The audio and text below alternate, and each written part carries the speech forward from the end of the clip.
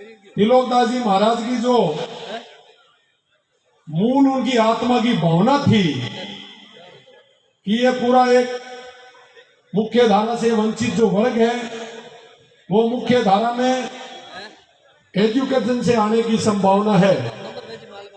और उनके बाद उन्होंने पूरा जीवन जिस तरह जिया, जैसी परिस्थितियों में जिया और अपने लिए जो कुछ किया वो किसी से छुपा हुआ नहीं है।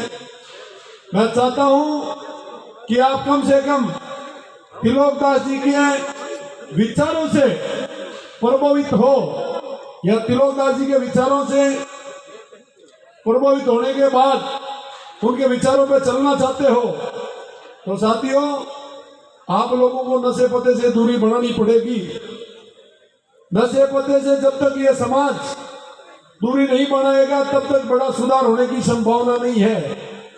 इसलिए मित्रों हर परिस्थिति में अपने परिवार से नशा दूर होने की नौबत अपने को लानी पड़ेगी। ऐसी व्यवस्था समाज में देनी पड़ेगी जिससे ये कौम नशे पते से दूर हो जाए।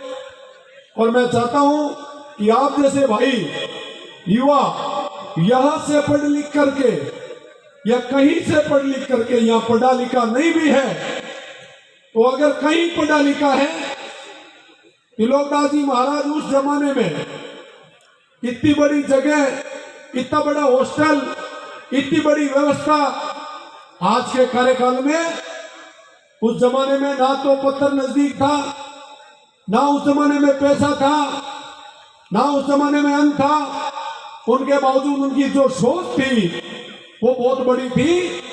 आज अपने पास 10 लाख, 15 लाख, 20 लाख रुपए अमूमन राशि है। ये कोई बड़ी राशि में नहीं आती, हर परिवार के पास मिल जाती होगी, लेकिन अपन जेब से निकालने में थोड़ी दिक्कत पैदा होती है। साथियों आप सबसे मेरा निवेदन है कि यहां से पढ़ा लिखा कोई व्यक्ति या यहाँ आस्था रखने वाला जिनकी सैलरी सालाना अगर 12 लाख है तो उनको सिख समुदाय की तरह, बिश्नोइयों की तरह अंशदान जरूरी है। जब तक अपन अंशदान नहीं करना सीखेंगे तब तक इस कम्युनिटी का विकास होने की संभावना कम है।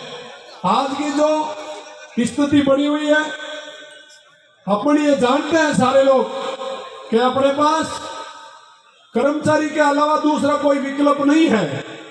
सरकारी सेवा में एक लिमिट का खर्चा मिलता है, उनके अलावा दूसरा कोई विकल्प ना तो चुना है और ना चुनने की सोचते हैं।